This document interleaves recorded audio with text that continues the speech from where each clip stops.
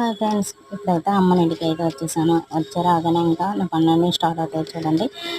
ఇంకెంత సమయం లేకుండా ఫాస్ట్గా పనులన్నీ చేయొచ్చాలకైతే రోటి కాల్చమని చెప్పింది. ఒక పక్క చెల్లికి బీరకాయ కూర, ఇంకా అమ్మాయికి మాకు అందరికీ కలిసి ఉల్లిగడ్డ కూర టమాటా చాలా బాగుంటుంది. టేస్టీ సీజన్ మా ఇంటి ఉల్లిగడ్డ కూర కదా, చాలా బాగుంటుంది. కిందనైతే అమ్మ మాత్రం ఆయిల్ వంపేసింది. ఆయిల్ వంపిన వల్ల పేపర్ అంతా తీసి క్లీన్ చేసిన చెల్లికైతే ప్రస్తుతానికి రోటీ ఇచ్చేసాను. వేడి నీళ్ళు కూడా నేనంటే పొరటాను అనమాట. వేడి నీళ్ళు తాగితేనే మంచిది.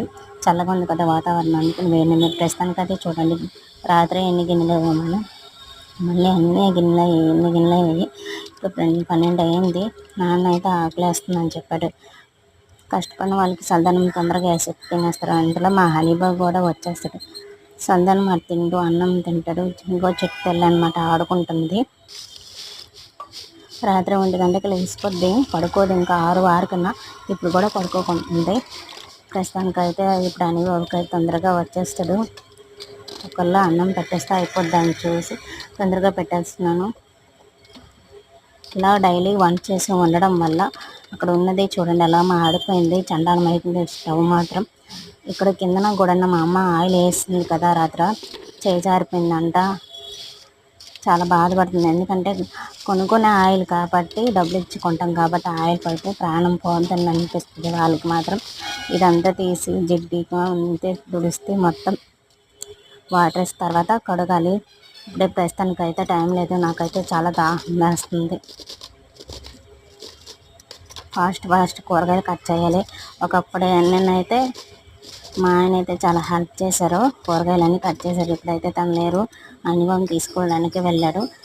ఫాస్ట్గా కూరగా వండేసి మా అమ్మ కూడా ఆకలి వేస్తుందని చెప్తుంది. నేను మిషన్ లాగా ఫాస్ట్గా కూర వండాలి. ఇంకా మనకి కూరలు అని ఎప్పుడు కూడా గడ్డప్పు వేస్తే చాలా టేస్ట్గా ఉంటుంది అన్నమాట.